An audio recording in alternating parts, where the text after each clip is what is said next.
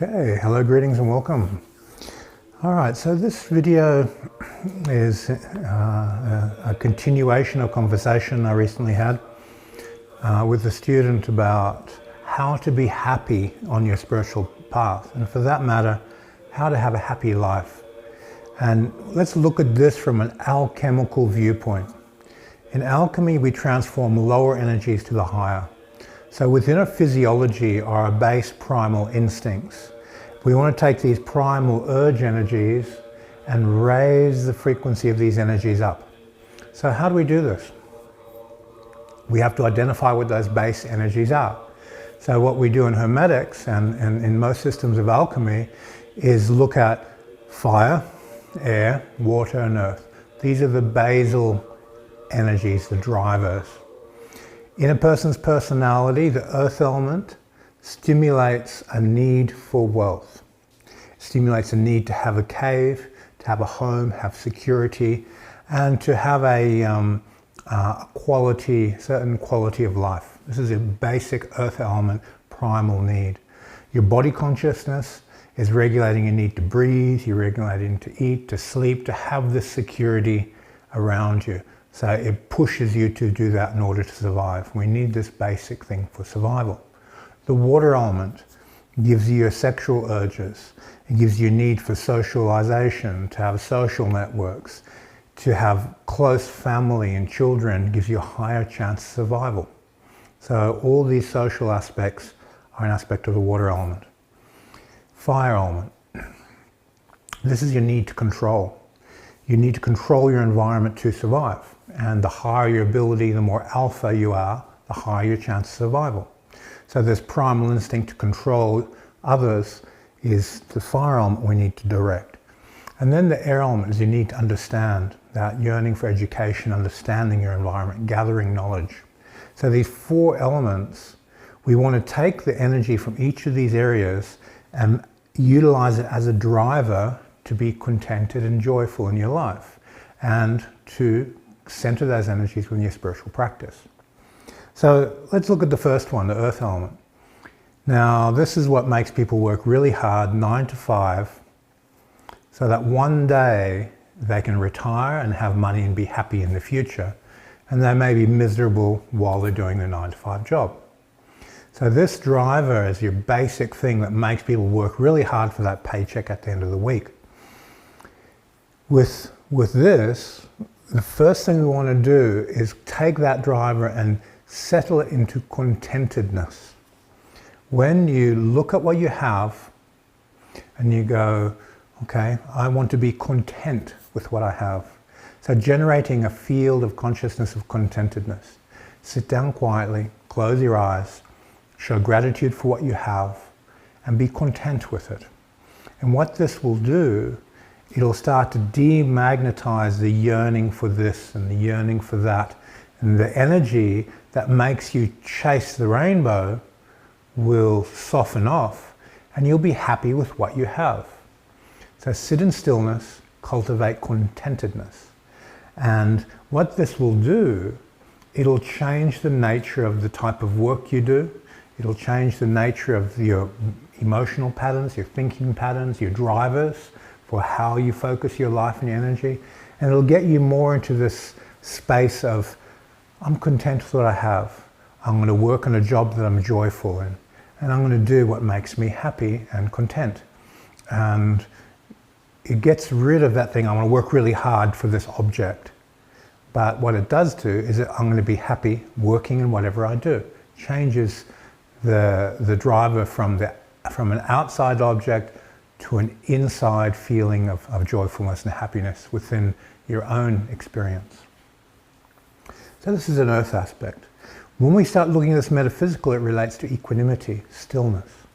So you take that sense of contentedness, you take that sense of need for wealth and possessions and working hard for things, and you make it still. You just sit in the equanimity and stillness of the center of gravity of your own mind, the center of gravity of your feelings, the center of gravity of your space, your objects, your home. And you sit in the underlying stillness of all these things and you just observe them. And what this does, it allows you to know them for what they are. And what do I mean by this? Knowing something for what it is. Everything's composed of consciousness, it's composed of information, it's composed of energy. And this is what makes things. And when you recognize them for their alchemical structure of mind, substance, energy, and information, the way you work to possess things totally changes. It all becomes a part of, I've got to evolve this mind, I've got to evolve the heart, and then I'm going to express it through the body. So your driver goes from the inside, not from chasing something outside. So sit in equanimity, look at what is, and sit in the stillness, balance the earth element. And when you balance the earth element, there's a profound sense of joy and happiness that comes from within your own nature. You don't need external things. You just need to find peace within the earth element of the center of gravity of your own being, your physical center. Water element. Now, we have social needs. We have need for sexual interaction, we have need for social interaction, we have need to be around people. There's a subconscious need. It makes us feel comforted just to be around people, even though you didn't even talk to them, just to be in a space where there are people. So there's a certain amount of unconscious balancing that takes place when you're in an environment. There's also peer pressure that we have to meet. There's social approval. It's okay to do this, it's not okay to do that. And this controls our personality, it controls who we are. You know, when Buddha was asked about the spiritual path, should we have friends on the spiritual path? And the Buddha said, your friends are the path. Having high quality people around you gets you to where you want to go. If you have someone who understands a particular field of endeavor that you're working in, and you spend time with them, you'll start to understand. And if you're acting as an energetic driver for them, their understanding will manifest and you'll find a balance in your relationship between you and that person, and that friendship. So pick your friends very, very wisely. When it comes to metaphysical work, you should do about 25% of your spiritual work in a group. You vital breathe in a group of people.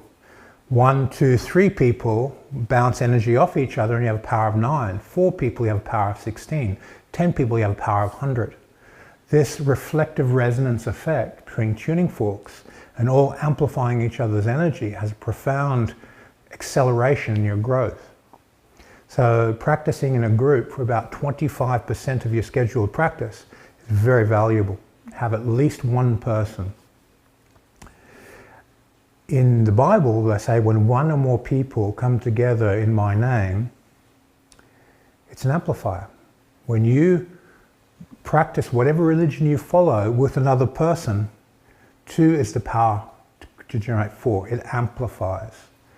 If you look at one person separate, they're not amplifying each other's energy. They're not making each other grow, they're separate. You put them together and they start amplifying. And the more people, the greater the critical mass, the amplification effect. So 25% of your spiritual work should be done in a group. Whether it's in prayer, whether it's in energy work, whether it's in psychic development work, whatever your field of endeavor is, 25% of your time, if you're not a spiritual person, should be interacting with other people. 25%, that's actually a lot of your day, is interaction with other people. Air element. Air element is refining your mind. It's mindfulness practice, it's study, it's journaling your method of practice, looking at the results, refining the method and improving the results. It's looking at sutras, it's looking at biblical texts, it's looking at the science, blending the science into the metaphysical and getting to understand the metaphysical from a scientific view, and nourishing your brain. When you are learning something new and really going into your spiritual work in an intellectual way, it gives you a framework to understand your experience. Now, admittedly, most of your intellectual focus in spiritual work is on the process of how to practice. You practice it, you journal the result, you contemplate the result, you refine your method, and you repeat. So this air element process can be very, very academic, or it can be very, very simple, and just look at how do I meditate, how do I do this, and refine the how to get a better result. Look at the outcome, change your method, different outcome. The intellect, Takes care of the method, the intuition, takes you, and it gives you the experience of the outcome. Okay, so air element, refine your understanding of things, refine your knowledge. If you're not a spiritually oriented person, and you just want to be happy, read a book every day. Study and take notes on any topic every day. Learn something new. Getting that neurogenesis of the brain to work will make you feel good, will make you feel happy. The hormones that will be rushing through your body will encourage growth in all the other areas of your life. So that resonance of learning improves your relationships, it improves your money building capacity, it improves everything you do. So really nurture the brain, really nurture the consciousness. If you're a Buddhist, you'll do more mindfulness work and mental noting of the qualities of mindfulness when you practice. And then the last one is the fire element. Now the fire element is your need to control others. This feeling of, I have to control my wife, I have to control my kids, I have to control my yard, I have to control my dog, and so forth. This control drama is a yearning in your mind to express will. So a low frequency person will control everything outside themselves. A high frequency person will control everything inside themselves. So you direct the will to your own thinking processes. How do you concentrate your mind on the tasks at hand? How do you center your emotion into a passion to achieve? How do you center your energy into action to move forward? Every day you should challenge yourself mentally, astrally, or physically. How fast can I run? I'll run a bit faster. How far can I run? I'll run a bit further. How well can I perform at this activity, that activity? I'm going to perform better. You define your boundaries and you use your will to break your boundaries. You do this every single day. Learn something new. Make a new social connection or nurture a connection. Break a boundary with your will and find contentedness and stillness within your center of gravity. Just being wherever you are and find happiness in that. So these are your basic 4 elements and how to take energy from each of those areas and balance them out and direct it. Now when you're looking at this fire, air, water, earth, and you're looking at 1/4 each, if you're a very fiery person, you might have to go, oh, I've got to go down to the gym and just pump weights and burn the fire. If you're an air person, well, you'll express that fire through running, more lighter activity. If you're in the spiritual path, you'll do those, but you'll also generate neurogenesis in the brain through new experience, the adventurer. You'll adventure. You'll go for a walk up the mountains every weekend, every day if you have time. The Shugendo practitioners in the early hours of the morning, they wander off up the mountain, they do several hours of hiking. And this being in nature, not knowing the ground you're walking on, not knowing the track, not knowing the trail, generates up a neurogenesis in your brain. You're navigating your environment. Now, there's security mechanisms that switch on in your chemistry. These are very old primal mechanisms. There's mapping. Where am I? I have to remember my way back. So these parts of your brain light up. There's your will and survival instinct. Okay, danger. I've got to be very sensitive to the environment. There's a sound over there. What is it? So your reptilian brain really switches on when you're having new experiences. Even going into a new city, new environment, a new street, are you safe and secure there? There's a part of you which switches on. And coming to equanimity with these new experiences and not ignoring what's around you, but being mindful of what's around you, generates a type of very unique growth within your chemistry, your brain, your neurology, that profiles most of the ascended masters. You look at the Buddha, he went into nature. You look at the gurus in India, they go off into nature.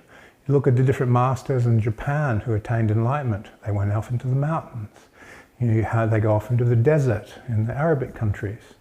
And when you're in the desert, your mental astral matrix thins out because of the heat and the reduced life force, and you have these expanded consciousness states.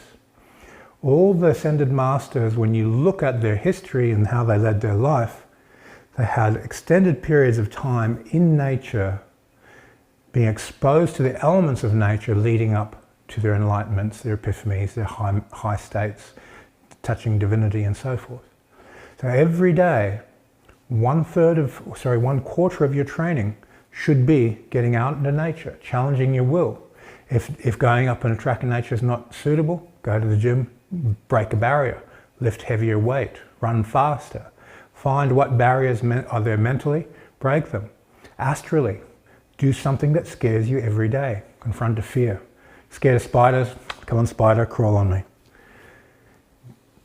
Work through your fears. Break a boundary. Use your will to drive through these things. And this is the essence of spiritual work. But what comes out of this is a type of happiness and joy. You get this, I just feel happy. And this endorphin rush that you get from balancing out these 4 elemental aspects of your life give you a profound level of joy and happiness.